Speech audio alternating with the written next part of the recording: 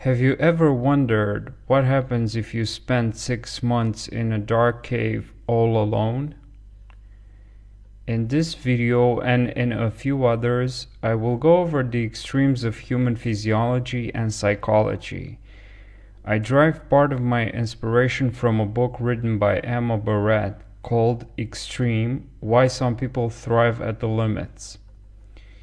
Here we're particularly gonna focus on isolation by looking over a case study from the 1970s, a self-experiment, so to speak. So it was February the 14th, yes, on a Valentine's Day in 1972, when Michel Siffer, a geologist, kissed his wife goodbye and went down into the Midnight Cave in Texas, located deep below ground level. He was to stay there for about 6 months. He was on a self-driven scientific mission. Now, this wasn't the first experiment of this kind for Michel, or let's call him Mike, because it's easier to pronounce.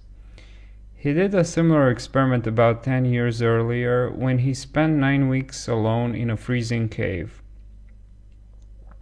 That was also part of a scientific experiment, and it left him severely distressed, both physically and emotionally. So why would he do it again? And in even harsher conditions. Quote, he wanted to discover what would happen to his biorhythms when all external clues to time were removed. In this he was successful. His solitary confinement produced new findings in the field of chronobiology and helped to advance the understanding of long-term isolation. But this scientific knowledge was one at considerable personal cost. End of quote. Now, let's look at some details. This midnight cave was more hospitable than the freezing one from the first experiment. It had a temperature of about 21 degrees Celsius, or about 70 Fahrenheit. Mike lived in a tent in which he was surrounded by scientific equipment that he had used to collect all sorts of data. NASA supplied him with food which mimicked the diet consumed by the Apollo astronauts. He couldn't tell time because there were no clocks in the cave. Quote, his assistants camped at the mouth of the cave and acted as ground control, turning on the lights in the cave when he woke and turning them off when he felt drowsy. When the lights were off, he was in absolute darkness. Now, it was not all discomfort, at least not in the beginning, because Mike brought a freezer, some furniture, a music player, and some books that would help him kill time.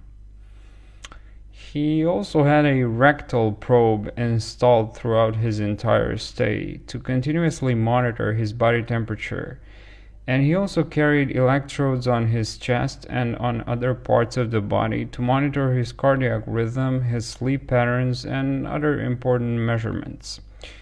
Mike thought of enhancing his comfort by bringing these books and magazines to read and some records to play.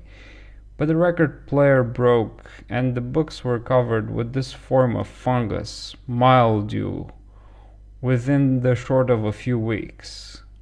So what happened? Quote, the lack of sensory and social stimulation led to a gradual deterioration in Siffer's psychological state. At one point he even contemplated suicide, only to reject the idea because he did not want to saddle his parents with the debts he had run up financing his experiment. End of quote. Almost 3 months in, and a powerful feeling of self-doubt has settled in, as reflected by an entry in his journal. Michael wrote, what am I doing here in this silly experiment while my professional life ebbs away? End of quote. Now, before moving on, please note this. Don't try this at home. The info in this video is not to be taken as medical advice. I am no doctor and I don't play one on the internet either. Now, if you're wondering, Mike was able to complete the experiment, but with substantial physiological and psychological costs. Some of them were temporary and he was able to recover from them, while others were longer lasting. Quote, 3 years after leaving Midnight Cave, Cypher still had memory lapses, his eyesight remained poor, and he had what he described as inexplicable psychological wounds. He divorced and, according to one report, retreated to a South American jungle to recover from the ordeal. End of quote. Now, my framing and presentation of this experiment to you may make it appear that isolation and sensory deprivation are all bad in all contexts, but that's far from my point. In many cases, artists, introverts, and people engaged in deep mental work cannot elevate the human condition without having to experience a certain form of isolation, which counterintuitively can be satisfying and rewarding. So I put my highlight on the contextual nature of the situation.